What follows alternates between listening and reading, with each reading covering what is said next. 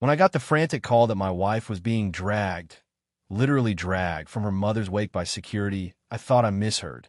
I rushed out, heart pounding, into a scene I could hardly believe. There she was, sobbing uncontrollably on the cold, hard sidewalk outside the funeral home, surrounded by a cluster of enraged onlookers and stern-faced security guards. The echoes of her cries and the murmurs of disbelief rippled through the air. In that gut-wrenching moment, I knew that nothing would ever be the same. The call had come in during what should have been one of the most solemn, intimate gatherings of family and friends, a time for mourning and remembrance. Instead, an unyielding enforcer of rules had disrupted the sacred ritual, turning grief into public spectacle. Little did that meddling soul know that I was not just a concerned husband, but the state attorney, a man sworn to uphold the law and protect those who cannot protect themselves. That day, as I raced toward the scene, every second felt like an eternity, and every heartbeat thundered with a promise of retribution. I could still see the flash of the security cameras and hear the clatter of boots on pavement as I arrived, my mind already formulating a plan. I vowed then that I would not allow this abuse to stand. In a world where bureaucratic overreach was all too common, no one should dare use their power to desecrate a family's grief. And so, as I knelt beside my wife to comfort her in that moment of vulnerability, I silently vowed that the person responsible would face justice. Justice served cold and swift. Cedar Grove Estates was the kind of upscale, meticulously managed community where every detail mattered. Here, perfectly trimmed hedges lined immaculate sidewalks, and every home was required to adhere to a strict set of aesthetic and behavioral guidelines dictated by the local Homeowners Association, HOA. It was a place where conformity was prized, and any deviation, no matter how small, was immediately noticed and harshly penalized. At the center of this regimented order was Karen Miller, widely known in the community as HOA Karen. In her early 50s, Karen had built her reputation on her unwavering dedication to enforcing the HOA's often arbitrary rules. Always clad in conservative business attire, her clipboard and smartphone were her constant companions. Karen patrolled Cedar Grove Estates like a self-appointed guardian, ready to mete out fines and issue warnings for even the slightest misstep. Her mission was clear: preserve the pristine image of our community at any cost. I, on the other hand, was a longtime resident who had grown up with a deep love for both this community and the freedoms that came from being true to oneself. I had earned my place here not by blind conformity, but by working hard and using my own initiative. My wife and I ran a small family business, a farm stand that sold locally grown produce and homemade goods, and our modest property had always been a source of pride. It was our sanctuary, a place where we could honor our family traditions while still embracing progress and creativity. Yet, the very qualities that made my farm stand unique, its vibrant colors, the rustic charm of its handmade signage, and the aroma of freshly picked produce, had always irked the HOA and, in particular, Karen. Over the years, she'd fined me for unauthorized modifications and unsightly displays that deviated from her vision of community perfection. I tried to reason with her, explaining that art and individuality were the soul of a living community. But Karen's rigid interpretation of the rules left no room for compromise. Tragedy struck on what should have been a somber day of mourning. My mother-in-law's wake, a heartfelt gathering meant to honor her memory, was disrupted by Karen's unyielding enforcement of her own twisted rules. In a moment of cruelty that I could scarcely believe, Karen had ordered security to remove my grieving wife from the wake, an act that violated the sanctity of our family's private sorrow and transformed a sacred moment into a public humiliation. That incident shattered not only our hearts, but also the fragile trust that had long kept Cedar Grove Estates in a veneer of civility. It became painfully clear that Karen's overzealous enforcement was not just about preserving appearances. It was about wielding power over others. And, as the state attorney, I had dedicated my career to fighting such abuses. Now, fate had forced our worlds to collide in the most personal of ways. In the days following that horrific incident, I found myself inundated with evidence and testimonies. I gathered statements from family members and neighbors who had witnessed the event, and I secured copies of police reports and security footage that documented every distressing moment. Every piece of evidence painted a damning portrait of Karen's blatant disregard for the sanctity of private grief. Her actions were not isolated. This was part of a pattern of arbitrary fines and invasive interference that had haunted Cedar Grove estates for years. I presented the evidence to the HOA board with calm determination. In a formal complaint, I detailed how Karen had not only violated our community's rules, but had crossed a moral line by disrupting a family's wake. I argued that such overreach was unacceptable, and I demanded immediate disciplinary action. I reminded them that, as state attorney, my duty was to protect the rights of citizens, and no individual, no matter how high-handed, could trample those rights without consequence. However, I knew that challenging Karen in the bureaucratic arena would be an uphill battle. The board, long under her influence, was initially reluctant to act against one of their most zealous enforcers. Rumors began to circulate among the residents. Many whispered that if the board did nothing, Karen would continue her campaign of petty tyranny, targeting anyone who dared to deviate from her narrow vision of order. The community was divided, with some residents expressing sympathy for Karen's strict adherence to the rules, while many others, especially those who had suffered in silence, saw her actions as a gross abuse of power. Determined to shift the balance, I began mobilizing support among the residents. I spoke with neighbors, attended local gatherings, and shared the evidence on community forums. The outpouring of support was overwhelming. Many people recounted similar experiences, from excessive fines for minor infractions to intrusive inspections that invaded their privacy.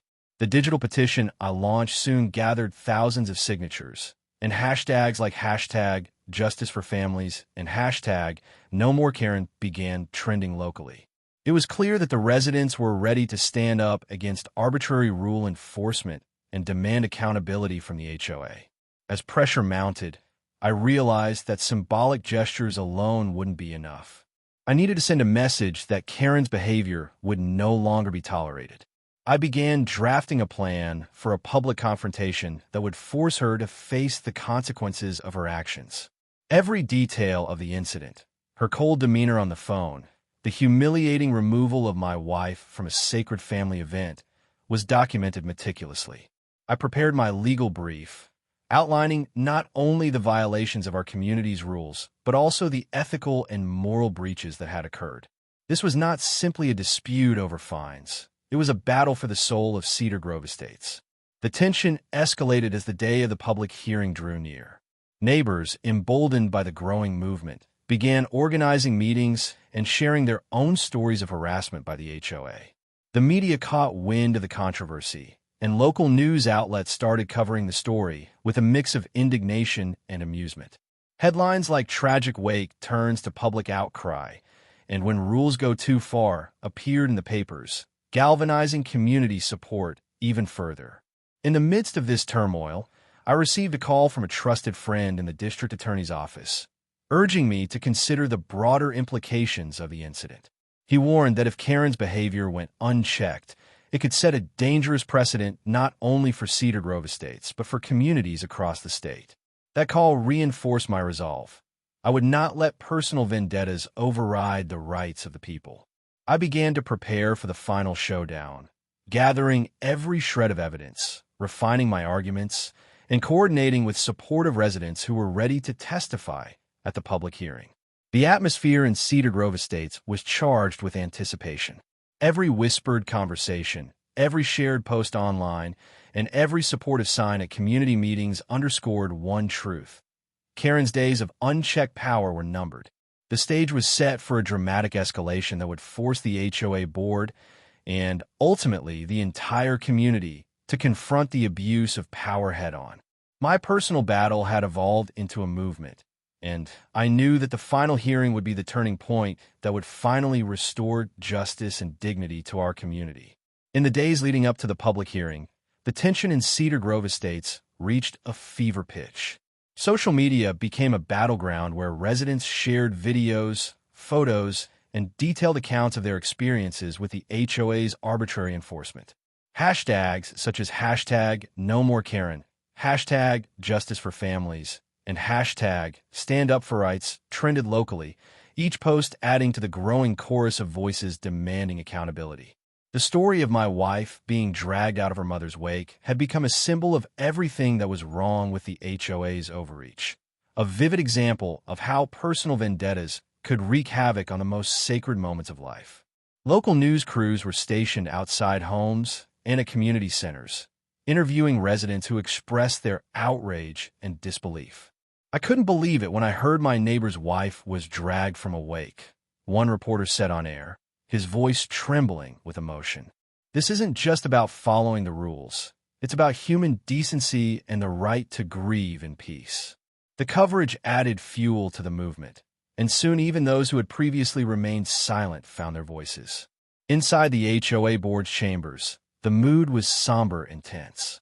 Emergency meetings were held in tightly closed rooms, and minutes from these sessions were leaked online, revealing deep divisions among board members. Some staunchly defended Karen, arguing that strict adherence to the rules was essential for maintaining order. Others, however, began to see that her actions had not only violated the letter of the law, but had also trampled on basic human decency. We must not let personal bias override our duty to protect the rights of all residents. One board member was overheard saying, "The internal strife within the board was mirrored by the public outcry, and it became increasingly clear that a dramatic resolution was inevitable."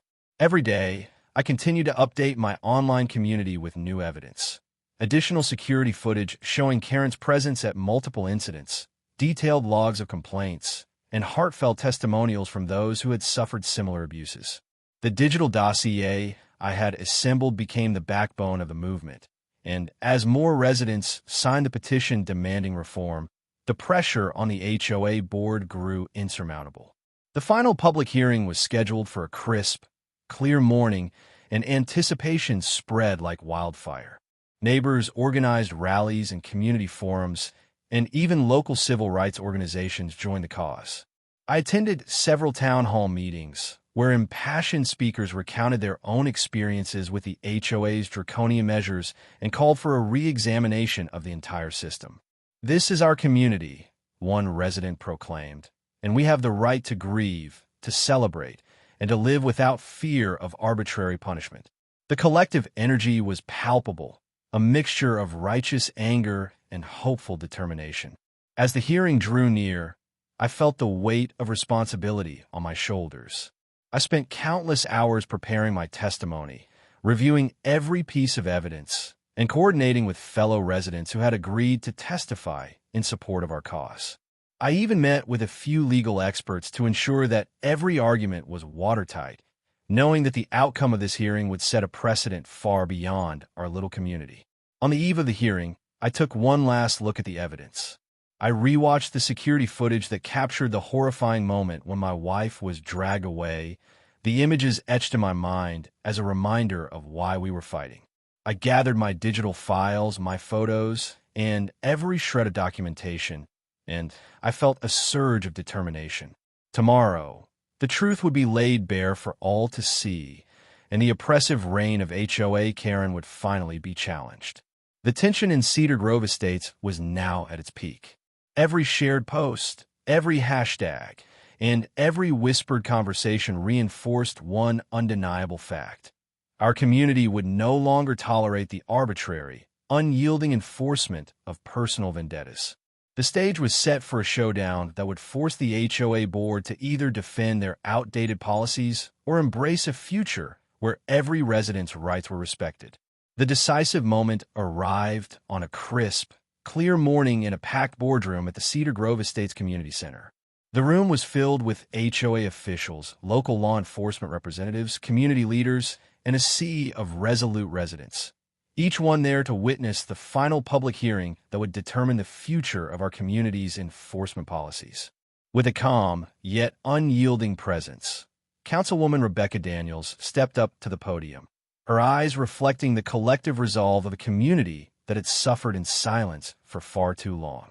After a comprehensive review of all digital evidence, including time-stamped security footage, detailed logs of HOA fines, and the heart-wrenching testimonies of affected residents, we have reached an inescapable conclusion.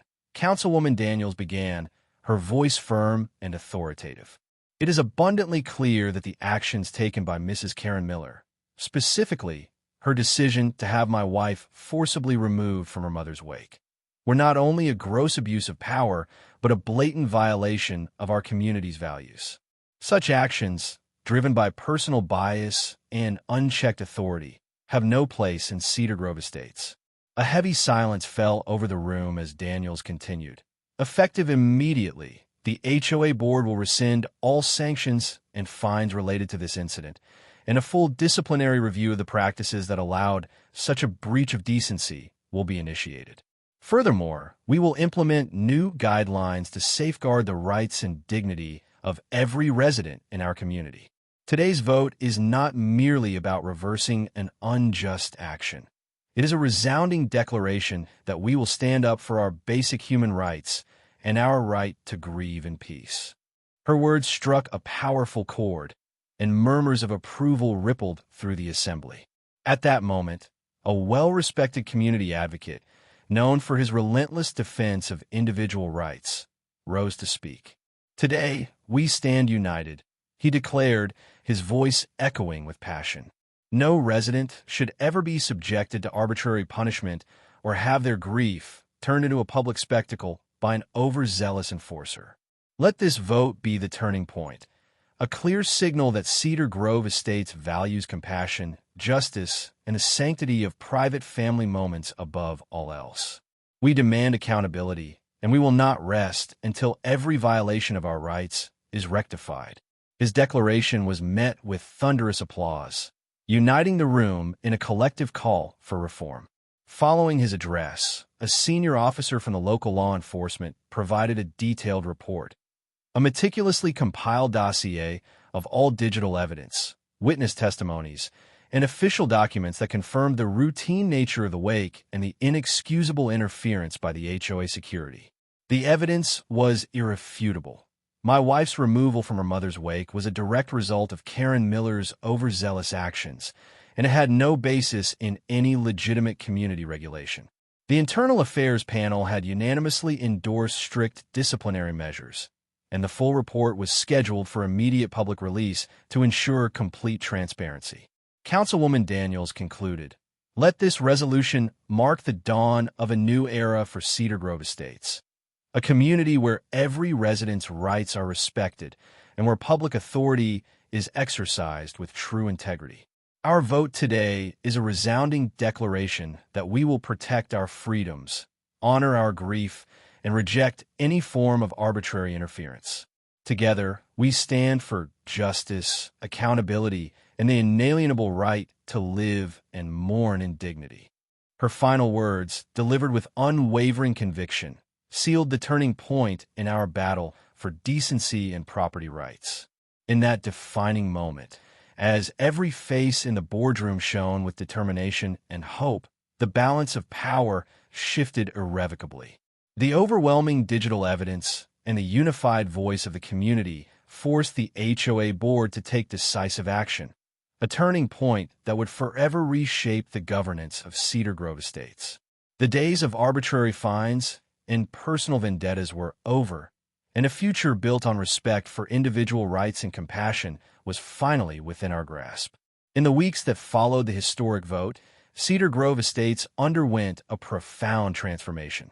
News of the rescinded fines and the sweeping reforms implemented by the HOA board spread rapidly through local media and social networks, sparking impassioned debates about community governance, individual rights, and the sanctity of family moments. Editorials in the local newspaper, bearing headlines such as "A New Dawn for Cedar Grove" and "Community United for Dignity," celebrated the decisive actions taken to protect every resident's right to live, mourn, and express themselves without fear of arbitrary interference. Hashtags like hashtag Justice for Families, hashtag No More HO Bullying, and hashtag right to grieve trended widely, reinforcing our collective determination to stand up against oppressive power. Town hall meetings and community forums saw record attendance as residents gathered to share their personal experiences and to envision a future where local governance was rooted in compassion and fairness.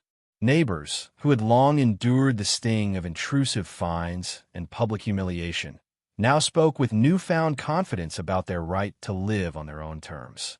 Our community should be a place of healing and unity, not a battleground for petty power plays. One resident declared passionately at a bustling meeting, his voice resonating with hope throughout the room. The atmosphere was one of renewal, a promise that Cedar Grove Estates would always honor the dignity of its residents. Within the reformed HOA board and local law enforcement, swift changes were implemented. Senior officials, led by Director James Carter and Lieutenant Marcus Reed, introduced comprehensive training programs on ethical conduct, cultural sensitivity, and the responsible management of community affairs. Regular internal audits and transparent disciplinary processes were established to ensure that every complaint was handled with fairness and that no resident would ever again suffer from arbitrary interventions. Our duty is to protect the rights and dignity of every member of our community, Lieutenant Reed affirmed in a follow-up press conference, echoing the community's renewed commitment to justice and integrity. Community leaders and local civil rights organizations mobilized to further empower residents. Workshops, public forums, and educational campaigns were organized to raise awareness about individual rights and the importance of respectful governance. When we come together, our voices have the power to transform our community, a local activist proclaimed at a town hall meeting, inspiring residents to unite in a collective call for lasting change. For me, the journey from confrontation to resolution was deeply personal and profoundly transformative. My decision to stand up against the egregious actions of HOA Karen Miller, who had dragged my grieving wife from a sacred family wake, had not only reclaimed our dignity, but had also ignited a movement that resonated throughout Cedar Grove Estates. Neighbors, who had once been silenced by fear of retribution, found their voices and shared their own stories of injustice, uniting in a common cause to demand accountability and compassion. The digital evidence that exposed Karen's overreach became a rallying cry for every resident who believed that family and individual rights were non-negotiable. Karen Miller, once the formidable enforcer of the HOA's draconian policies, was now reduced to a cautionary tale, a stark reminder that no one is above accountability when a community stands united for justice. Her influence dwindled rapidly as digital records of her past transgressions circulated widely, underscoring the need for reform and the perils of unchecked authority. At a final celebratory event held in the Central Park of Cedar Grove Estates, residents, local officials, and community advocates gathered beneath the soft glow of a setting sun. A large banner reading "Unity, Freedom, and Dignity" was unfurled between towering oaks, and heartfelt speeches echoed with promises of a brighter, more inclusive future. Today, we celebrate the victory of our rights over arbitrary power, a victory for every family and every individual in our community, Councilwoman Daniels proclaimed, her voice resonating with unwavering determination. The standing ovation that followed was a powerful affirmation of our collective commitment to protect our freedoms and to ensure that no one can abuse public authority to trample on our most sacred moments. As each new day dawned over Cedar Grove Estates, the legacy of that fateful confrontation endured as a beacon of transformative change. The story of how HOA Karen Miller's blatant abuse of power, dragging my grieving wife from a solemn wake, was met with the full force of community outrage, and legal accountability became a rallying cry for every resident who believed in the sanctity of family and the right to live with dignity. Every sunrise now carried with it the promise that in Cedar Grove Estates, truth, justice, and compassion would forever prevail. In the end, what began as a deeply personal battle evolved into a watershed moment for our entire community.